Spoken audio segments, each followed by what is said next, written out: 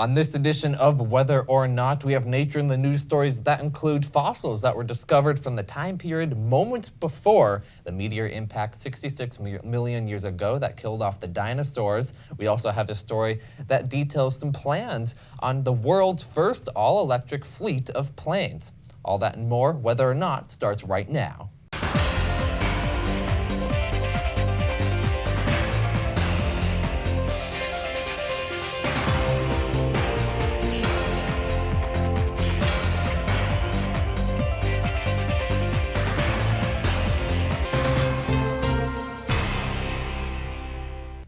Well, welcome into this edition of Whether or Not. I'm your host, Patrick Wright. And I'm your forecaster, Mike Susko. And I hear we have some pretty good weather coming up. What can you tell us?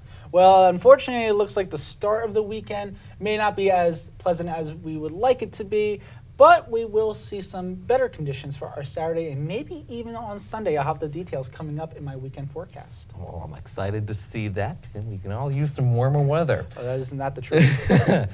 Coming up next, we have Nature in the News.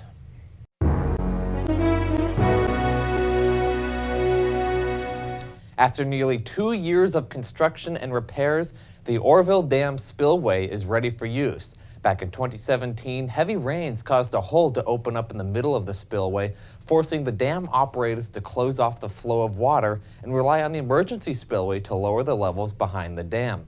Water levels eventually became high enough, which forced the use of the main spillway, eventually eroding a new path for the water alongside it. It was feared the erosion would undermine the stability of the dam itself, prompting the evacuation of the nearly 200,000 residents living in the Feather River Valley, 75 miles north of Sacramento.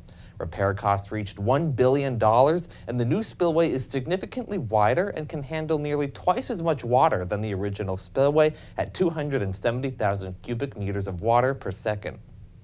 This past Monday, we closed out the month of March to begin April. Even with the warm end to the month, most of the areas of Pennsylvania were actually below average for temperatures for the entire month. The only area of the state to see at or slightly above average temperatures for March were parts of Fulton, Franklin, and Huntingdon counties in the south central areas of the state.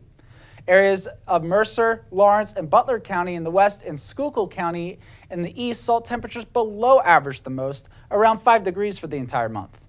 As far as precipitation is concerned, Mother Nature decided the southeastern counties needed it more, with some areas receiving 1.5 times the normal precip for the month. In the areas around Altoona and Johnstown, Mother Nature decided to turn off the precipitation, with some only receiving a third of what they normally do for the entire month. According to the Climate Prediction Center, the month of April will be slightly warmer than average for Pennsylvania, with average precipitation expected statewide. One of America's largest seaplane fleets plan on converting its 30 small commercial planes to all-electric motors in the coming years.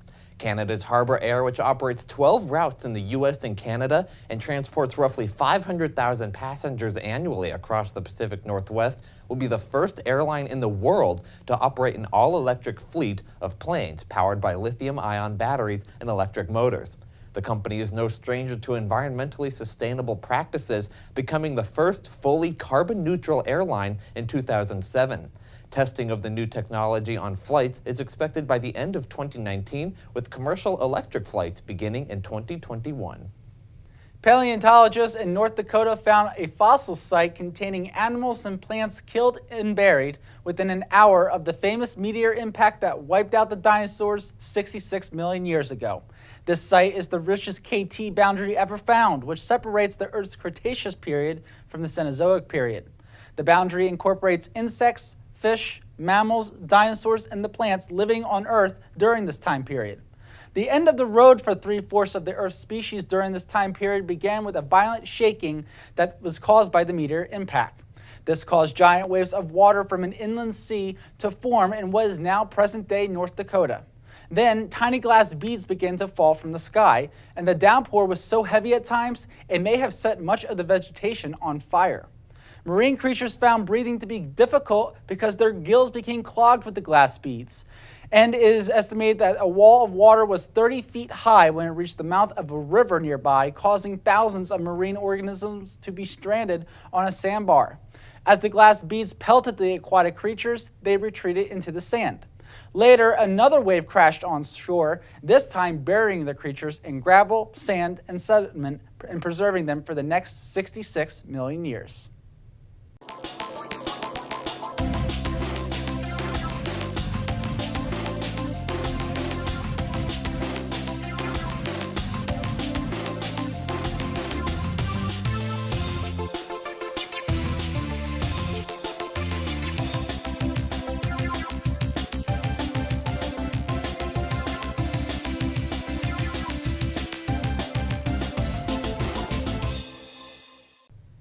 Welcome back, everyone. I'm Mike Susko here with your Central Pennsylvania forecast. We'll have a dreary end to the work week, but we'll have a fantastic Saturday and even early on Sunday before our next system approaches the state. Let's get into the details with the surface maps here. Friday is unfortunately going to see all-day rain across Pennsylvania because of that low-pressure system to our north and west. It's just going to stall out there and hang out there for the day on Friday, but then Friday night will scoot out, and then Saturday will actually be dry here, and we'll see some mild conditions, many areas in the 60-degree mark, maybe even 70s down to the south and east, and that will continue on Sunday as far as temperatures go.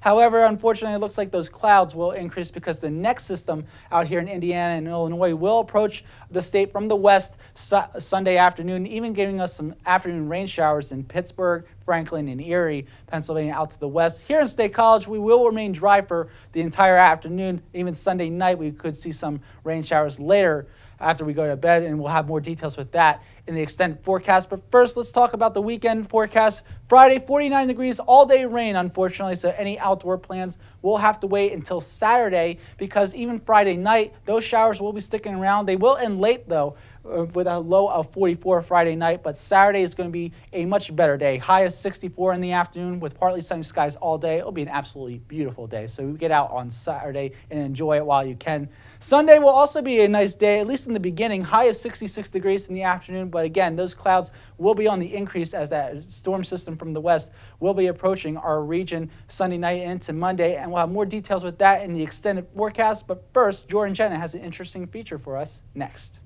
Most, if not all, professors here in Penn State's meteorology program have separate research fields in addition to their teaching responsibilities.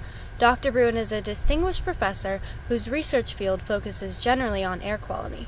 Dr. Bruin's research incorporates atmospheric chemistry into measuring and understanding air quality, not only on a global scale, but also in specific locations.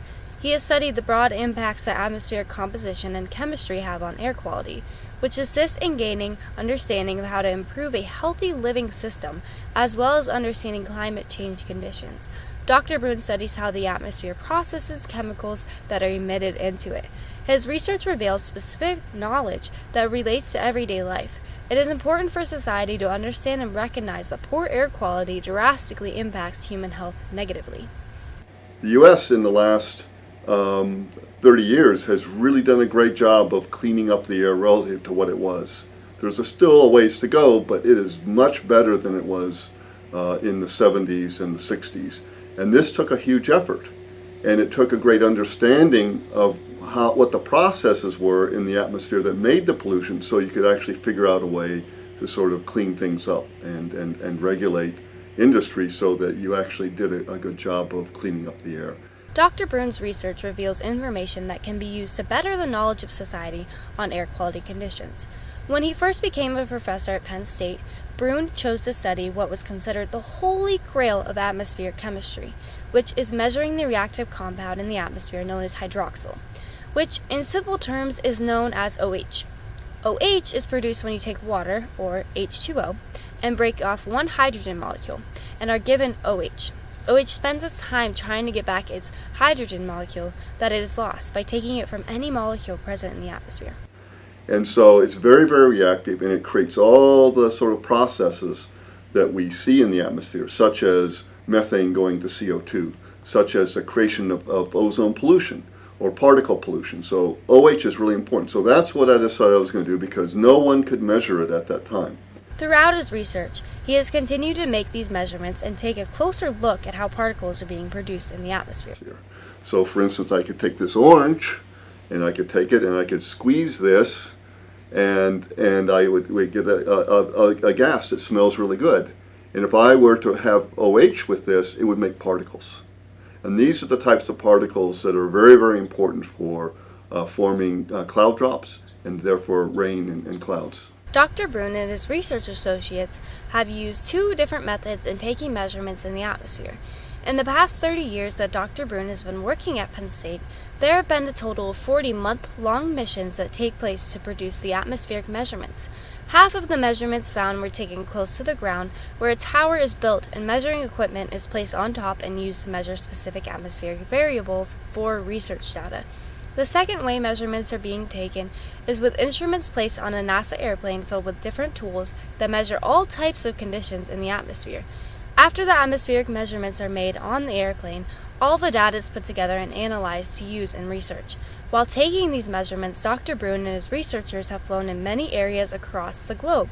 Recently, Dr. Brun and his research associates have finished a series of flights spanning from pole to pole, going around the globe 9 times. And so now we have this great data set that says this is how the atmosphere looks and this is what the composition of the atmosphere is for all these different seasons and all these different places that we went. And you know, it's mostly relatively clean, but you do see pollution coming from China and Southeast Asia when you're in the Pacific, and you do see pollution from Africa when you're near Africa, the biomass burning, the burning of the fields and whatnot. So you see all these things coming in, and this tells us really how the atmosphere works. Not only does Dr. Brun's research help understand air quality, but a lot of his findings have helped conclude that air pollution is connected to climate change. Air pollution is not the main cause of climate change, but ozone pollution and particles are a part of what balances out the atmosphere when referring to global warming. In terms of slowing the problems of climate change, because after all, ozone is a tropospheric greenhouse gas, and so if you have ozone pollution and you reduce the ozone pollution, then you help yourself in terms of giving yourself a little more time to actually solve the problem of climate change. Although climate change is a continuing issue, the United States and other areas providing resources to improve air quality are continuing to see increasingly positive characteristics of air quality changes, which is a step forward in continuing to provide a healthy environment. For Whether or Not, I'm Jordyn Jenna.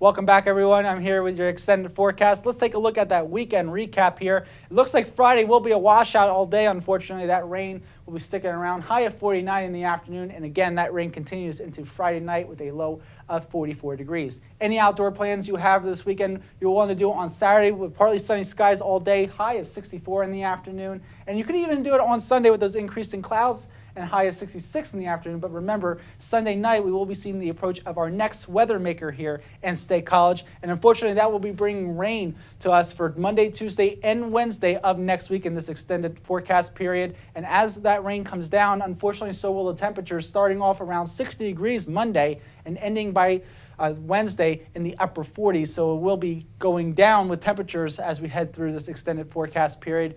Thursday and Friday will be much drier compared to earlier in the week, but again, those temperatures will be much colder at the end of the work week, so we're calling for a rainy start to this extended forecast period, and then sun and clouds to end. So unfortunately, Patrick, we will not see the temperatures as warm as we are seeing this week, though. Well, you know, I did notice something on your graph, though. We did have the 70s showing up for the average temperature line. We had the 70s on there. Yes, we had the 70s, so we are getting there. We are getting to the warmth, but unfortunately not next week. Yeah, not next week, but we do dry out by the end of the week, so that's Yes. the nice part. Yes, that is good. The good part of it. Well, speaking about warmth that's not coming next week, for our Weather Whiz Quiz question, we asked you, what is the highest maximum temperature ever recorded during the month of April in State College? Was it A, 86 degrees, B, 89 degrees, C, 94 degrees, or D, 98 degrees? And if you answered C, 94 degrees, which occurred on April 19th, 1976, well, that was a warm year and a warm day on this April 19th, or on April 19th, 1976. Yes, Yeah. it was. Thankfully, we won't see anything that warm. I mean, I like the warmth, don't get me wrong, but 94 degrees is a little too much for me. Just a little bit. There's a reason I live in Seattle. Yes, especially once you factor in the humidity and you get those heat indexes like 105, 110, Oh. like we do down in southeastern Pennsylvania in the summer. It's awful. You don't want to be part Yeah, of it. no thank you. Well, that's all we have on this edition of Whether or Not. I'm your host, Patrick Wright. And I'm your forecaster, Mike Susko. Well, take it easy, everybody. Have a good night.